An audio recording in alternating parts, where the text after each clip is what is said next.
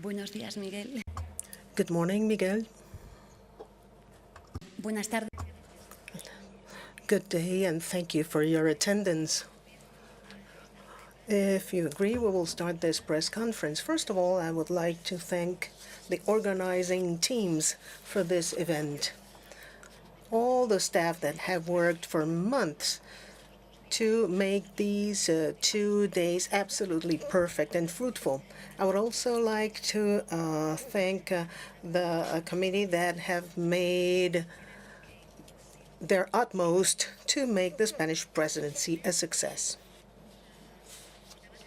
I must say that our debates yesterday and today have yielded results for the entire Union and for the future of citizens in the European Union. We've dealt with the subjects in our debates with great detail, the new positions in the social Europe based on social dialogue. We need more social dialogue than ever in progressing towards a solid, robust Europe, including workers and productive tissue, women, youths, from a comprehensive perspective, considering the enormous transformations and challenges we face, the climate emergency and the technological change. This must be broached from a perspective in which Europe takes one step ahead to continue to improve the lives of citizens. To face these enormous challenges, social dialogue becomes more important than ever. In this sense, our works yesterday lead us forward.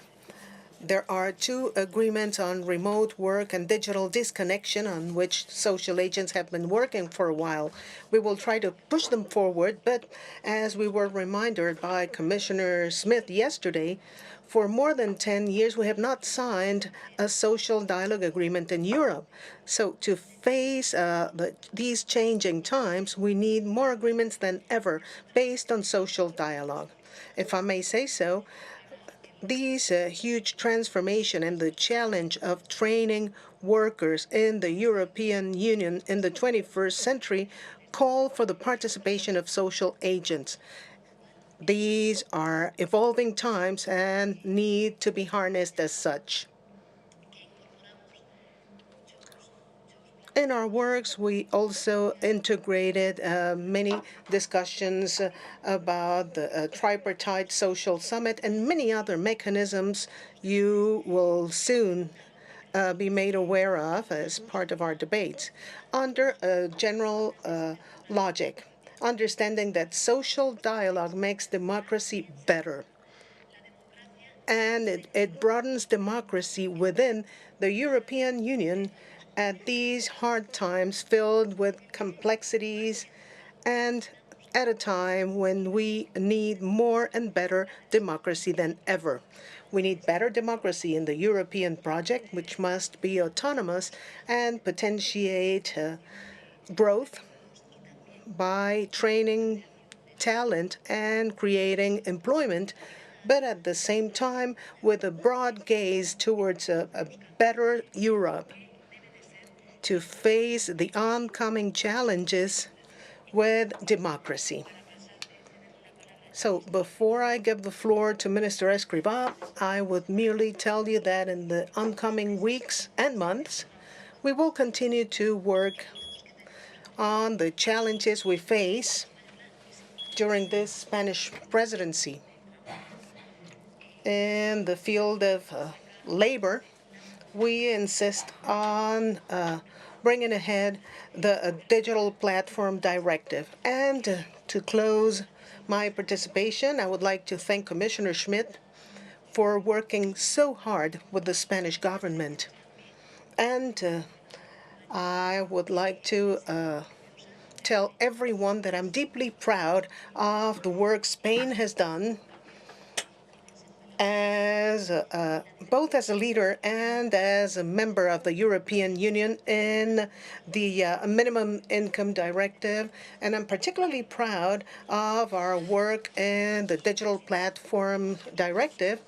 And I'm also deeply proud of a nation that has used social dialogue to shape a complex standard still under discussion, which is a remote work or flexi work. I believe this country is growing better, and for the first time, Spain is not playing a background role, but actually a key role within the European Union, as we did with the defense of the shoe mechanism, and as we did along with Belgium, with the Belgian vice president, to bring ahead the European social convergence mechanism. I am grateful for all this, and I am convinced that we have a better Europe today. And within European social dialogue, I hope that today's conclusions that belong from now on to you can be used to create a better Europe. Without further ado, I will leave you with Minister Escrivá. Thank you very much, Madam Chair. Our session today went throughout the whole morning, and I will explain what the Vice President just explained with a little bit more detail.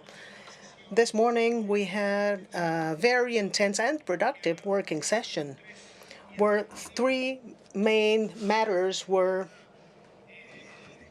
tackled and debated, with conclusions that will lead to later works in oncoming months. The three topics were tackled intensely. You may know that the proposal of the EU on tax governance and the tax discipline framework and the preventive branch associated to that directive, as presented in April, includes a reference through which, when it comes to deciding the flexibility elements countries will apply in their tax framework, include considering policies in connection with the European social pillar. These concepts have to be brought to the ground, which is what we started to do in our meetings today, mostly focusing on social investment. I am convinced that there was absolute consensus in the meeting, which evidences a trend we had already witnessed in the past few years. There is more and more evidence showing that social cohesion, social protection policies are not against economy efficiency and prosperity, but rather work for it. And when it comes to setting up midterm tax plans, certain social policies actually yield mid and long-term profits that must clearly have a priority in the tax framework. That's what we've been discussing this morning, and we did find some abundant common ground coming from all countries and institutions invited to EBSCO in agreement that that's the direction which we need to move, reinforcing a model of inclusive growth in European economies. What we agreed is the roadmap on which we will work in oncoming months. We will work jointly not only with the Commission but also with the Belgian presidency in a joint meeting between EBSCO and ECOFIN, a meeting between social protection and economy ministers to bring this process to fruition. We decided to create a task force that will get together in oncoming months to substantiate metrics and indicators to prove that there is social investment, like investing in children's education, particularly at their youngest years, that can actually yield extraordinary benefits and need to be protected in our budget frameworks. For that purpose, we will work jointly with most of the countries that will join this task force so that we can reach our two milestones, a top-level meeting in Aranjuez in autumn this year, where the outcome of these works will be presented to bring them to a final discussion in November's EPSCO. The wheels are already turning with the participation of the Spanish and Belgian presidencies. Beyond that, we heard plenty of proposals on the minimum income schemes. Spain has been a big defender of the mechanism protections for those who are most vulnerable. We need to provide follow-up to these initiatives, and in the Aranjuez Council, we will particularly focus on minimum income to guarantee better coverage for European citizens and how to increase social and labor inclusion. Another matter we discussed today, which will be part of the Council's conclusions in November, deals with self-employed workers. Spain has always insisted on the importance, in agreement with the Council's recommendations from 2019, that self-employed workers need the same kind of protection employees have. Much progress has been made in Spain, but we still have important milestones to reach, and we're committed to reach them based on social dialogue, as the Vice President said. And this is vital, not only in Spain, but also in Europe. Several experiences were shared during today's meetings. Therefore, this element or these discussions will lead us to some upcoming conclusions to be presented in EPSCO in November. Thank you. Thank you, Minister Escrivá. Let's hear Commissioner Schmit now. Good afternoon. Well, first, I have to say that we had a very fruitful meeting with the Spanish government and three ministers, Vice President Díaz, Minister Escrivá, and Minister Belara, on three fundamental topics, which show that strengthening the social dimension of Europe, well, it's just responding to the major concerns of our citizens. First, it's about jobs, about good jobs in a time of big changes. It's about good wages. And this Commission has started with a strong commitment for social Europe, for improving social Europe, for implementing the pillar of social rights. And I think we have stuck to this commitment, and I'm very happy that through the discussions we had today, we really got a new push, a new impulse for continuing this work for a better Europe, as you have said, for a Europe which is closer to its citizens and really responds to their concerns. Now, on social dialogue, this obviously is the Commission which has really worked for more and stronger social dialogue. We have adopted a directive on minimum wage, saying that work has to pay, that minimum wages, and this is what the President of the Commission has said from the beginning, that work has to pay and that people have to have a decent life with, even if they have only the minimum wage. So we have done that with a directive on minimum wage, but this directive also has a very important part on collective bargaining, on strengthening social dialogue, on having fair wages through collective agreements and through a strengthening of social partnerships, and especially of strengthening also the role of trade unions. I think that the discussion we had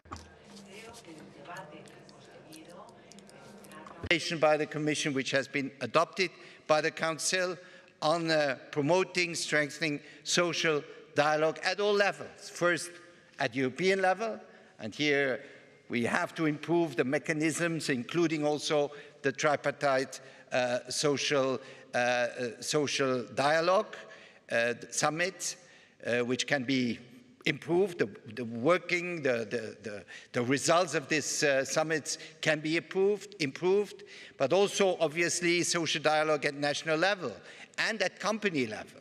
And here the Commission is working now. We will seize the social partners with a proposal to amend a directive on Works Council in Europe, which improves the rights of workers, especially of companies which have a transnational or trans-European activities, to increase their rights, to be consulted, especially when there are restructurings or other measures taken by the company. And I know that cases came up also in Spain in some sectors where finally it would have been important to have a stronger tool to improve the consultation mechanism. So social dialogue, anyway, in a period of big changes, of transformations, technological ones, but also pushing our industrial development is quite important. The second topic chosen by the presidency is something all of our citizens, all of us, are very much concerned. It's the care economy, it's the care services, our families, and perhaps one day ourselves. We need a good quality care. And there is no good quality care with bad working conditions for those who give care. So the care workers really very often are working under difficult, precarious, low-wage conditions. And we should not forget that 92% of care workers are women.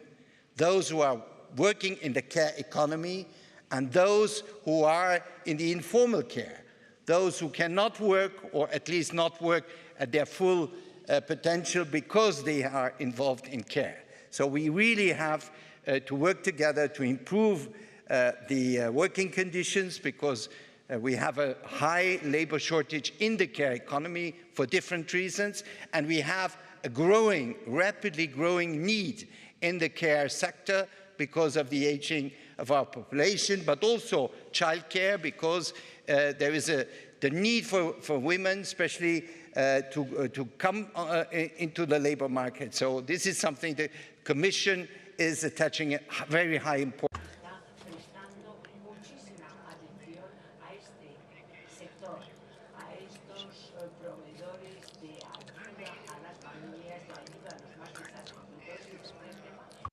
On social protection and social investment.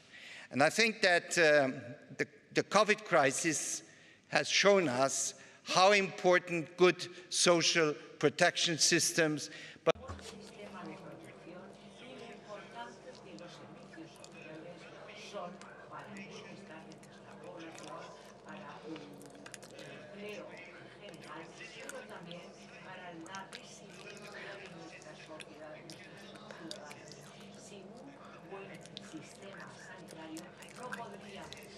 an investment. This is not an expenditure when we are talking about investment in our health systems. And the same applies to education, to skills.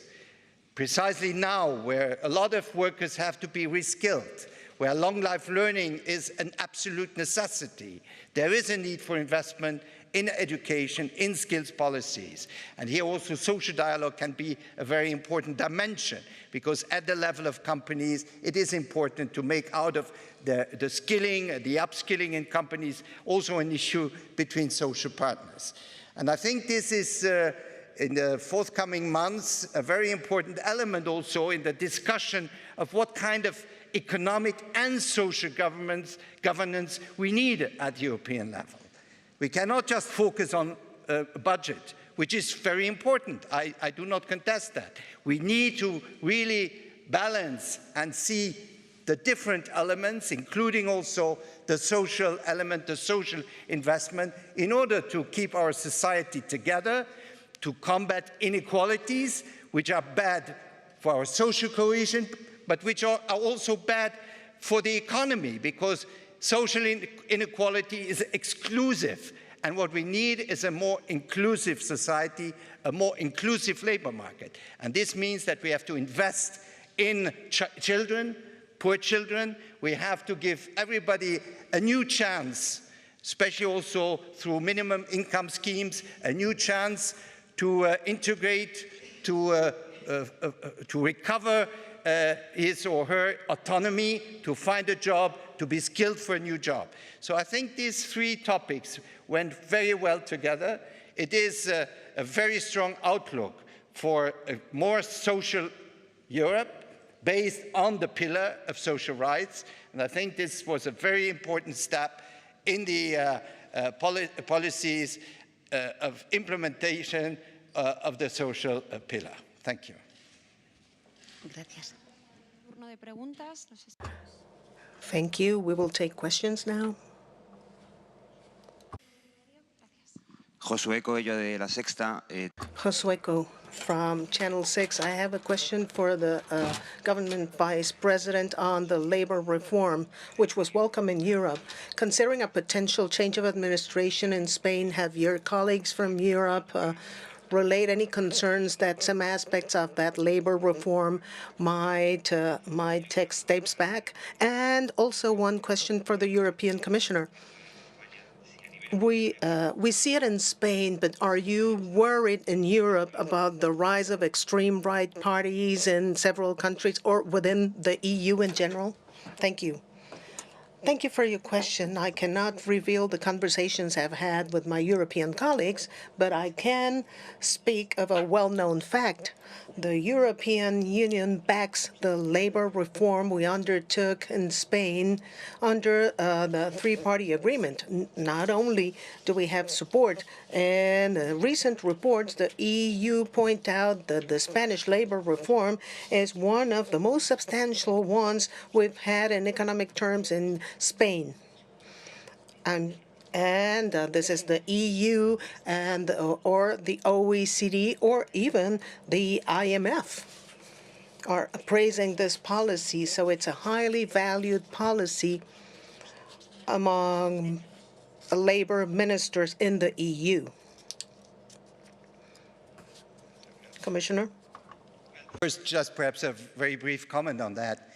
The Spanish labor market reform is largely corresponding to what this Commission has issued on how we have to manage the transitions in the labor market, considering that the solution is not total flexibility and total precariousness. The real approach is really to manage and to give people the opportunity and the means and the resources to navigate, to change their jobs, but not in an unsecure environment, but by helping them, by supporting them, supporting also companies to respond to the changes in the economy. Now, on the second question, you know, Europe is facing major challenges, major challenges. We have a war on our door. We need strong solidarity. We need to reaffirm and affirm our values, democratic values, our values about non-discrimination. We are facing a climate crisis every day, with enormous issues, water, for instance. Now, those who are contesting the need for a stronger Europe, a need for a Europe that is active, a need for a Europe that is really defending solidarity between the member states, well, they are really preaching something which is dangerous for not only for our countries, but also for individual citizens. So that's what we are scared about. I think what we like is the commitment to Europe, to a strong Europe, to an active Europe, to a Europe that is capable of facing the challenges and giving the right responses. Damos paso al siguiente. Por ahí, Miguel. Next. Buenos días. Yo tengo. Good morning. I have two questions. The first one for the Vice President. Commerce chambers are in favor of raising the number of employees to make companies have a workers' committee. I'm talking about 50 employees as political parties just made public. And I also have a question for Minister Escrivá. Are there any specific proposals to set deficit criteria as part of the social efforts, particularly in this summit you're having with the ministers of economy and finance in the autumn? Will you set specific criteria for part of the social investment to counterweight the deficit? I apologize. What is your actual question? Because you made a statement, but I don't know if you're asking a question. Yes, of course. My question is, what do you think about the Commerce Chamber's position about this aspect, their demand to raise the number of workers in companies or to make it compulsory to create a workers' council, which is, as you know, one of the hidden problems underlying the debate of Spanish companies being small and very small. 98 to 99% of Spanish companies are small and medium enterprises. And one latent problem that nobody wants to address is precisely that. So what is your opinion about it? I will not give an opinion on the matter because it is not pertinent for me to do so. But I will tell you that in Articles 84 of the Workers' Statute and the Collective Bargain Agreement is highly complex. Precisely our works during the past 2 days and what we've been doing in our country throughout the labor reform and many other standards we have renewed is the need to deepen in the collective agreement in each and every company in our country. In other words, the size of companies is relevant in Spain. You are right about that. As you know, my communications team can send you the numbers with our public policies. The size of Spanish companies has grown, and this is something to boast about, but certainly collective agreements must reach each and every company in our country. When we talk about economic democracy, this is what we mean. 18 member states already have economic democracy standards, but we need more bargaining than ever, and there's no better management or discussions than the one coming from collective bargaining. And since you asked me from the Expansión newspaper, I would like to point out that our meetings with Minister Escrivá and the Commissioner were about green negotiation to tackle the climate emergency. So thank you for your question. But the 84 articles of the Workers' Statute in our country are highly complex, I repeat, and the progress lies in the fact that all companies should have a collective agreement. Solid, robust companies move forward with collective bargaining, and that is why the summit being held today in Spain is so important, and that is why Madrid is Europe's social capital. So social dialogue, and more social dialogue in every subject, including, as Minister Escrivá, in the field of social protection. Thank you. Respecto a la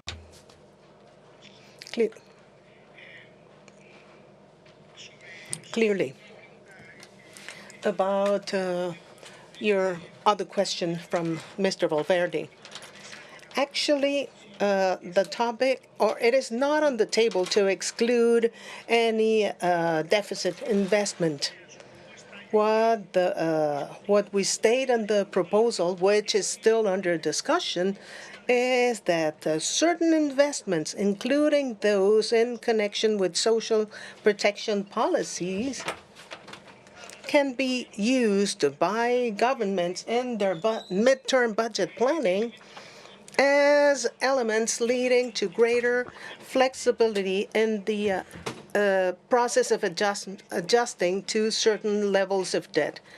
And that's the discussion on the table, and that's what we need to work on to determine which those investments are, which metrics determine that, how priorities are established, ex ante and ex post. We need a whole reference framework that remains to be built to substantiate that proposal.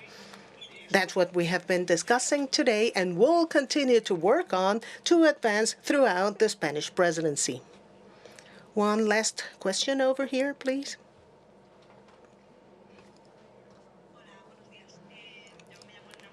Hello, good day. My name is El Namaso, and I'm a rara avis here in terms of generation. I have two questions, one for the Vice President and the other one for Commissioner Schmit. So for our Vice President, my question is, considering the platform workers directive, many of them are very young, particularly those working in Deliveroo or Glovo or those delivery services. We wanted to know how negotiations are doing, because the two proposals out there are very different, the ones from the Parliament and the one from the Council. The Council's proposal is perhaps not as ambitious as the first one based on the Spanish law, but the Parliament is actually moving forward with it. So we would like to know the status of negotiations. Should I let you answer and then ask the second part of the question to, and also reiterate or reformulate a question I posed to you 1.5 years ago about unpaid internships in France, in Bordeaux, maybe you recall. So I'm really glad to see that this topic has really moved forward in the European agenda. So thank you for all the advances you're moving through. But this proposition from the Commission was expected for the second quarter of the 2023, and it still hasn't been put forward, right? So we were wondering if there's any approximate date and if it's going to hold any similarities with the proposal put forward by the Parliament, which proposed to the internships to cover at least the minimum costs that the interns incur in when they are carrying out the internships, like transport, accommodation, food, etc. Thank you. Bienvenida. welcome to the Bank of Spain and these works. We need young journalists from throughout Europe, making Europe better. And thank you for the question, because it is one of the utmost importance. Certainly our works dealt with a Europe for citizens, for the future and the present of labor. According to data algorithms and instructions, labor markets are now ruled by data. As you know, our debates were highly intense, not only last year when in June we clearly understood that regulating certain areas of work and workers' rights are vital. The digital economy is here to stay.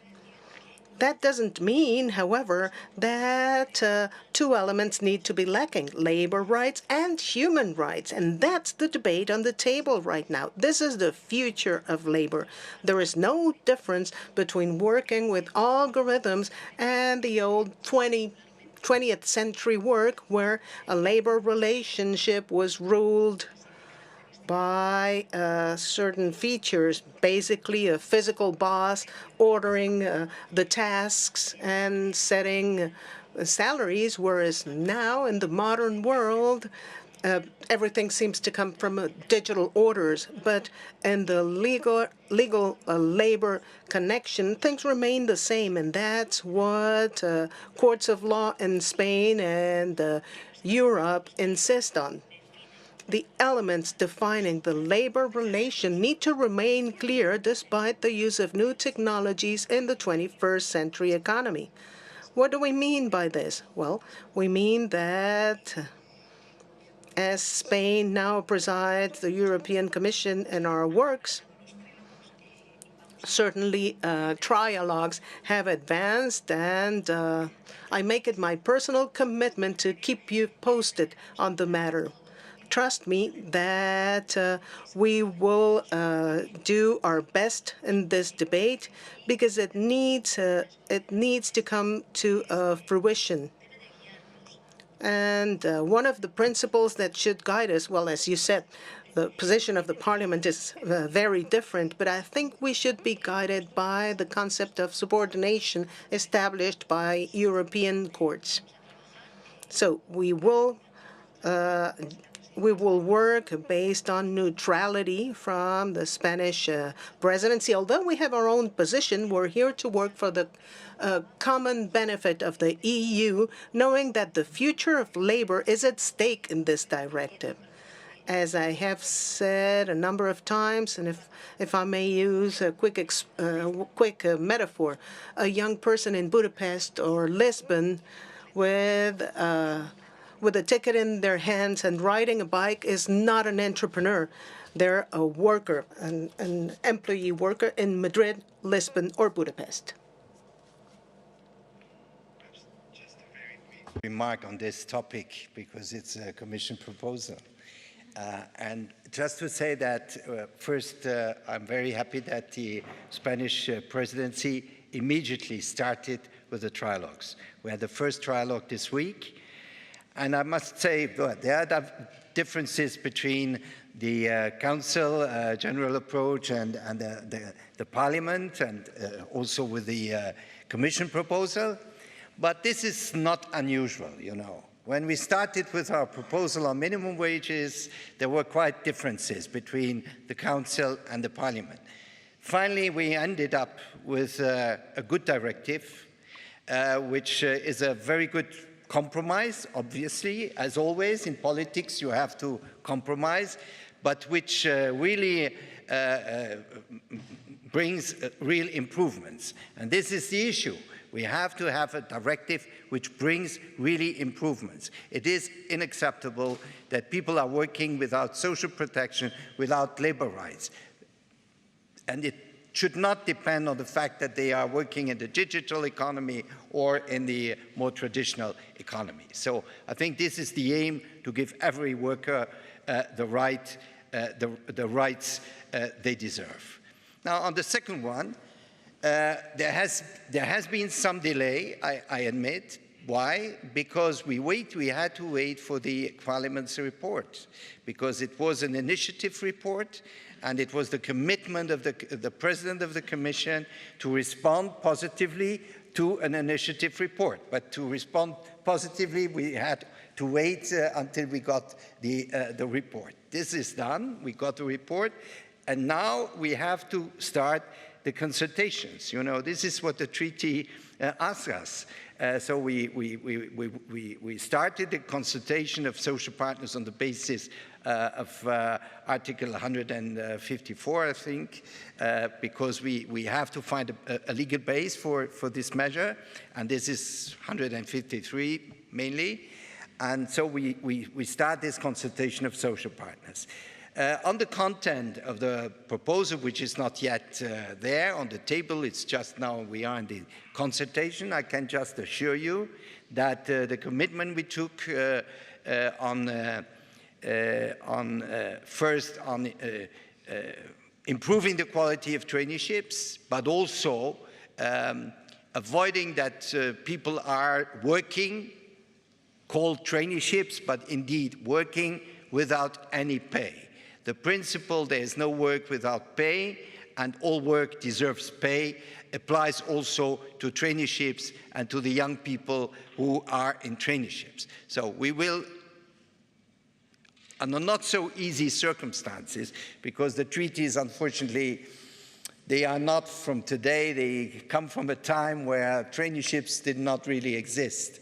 So we will try to find the right solutions, and I know that young people in Europe, all over Europe, they ask for that. It was a very important topic in the discussion on the future of Europe, and we will respond to this demand.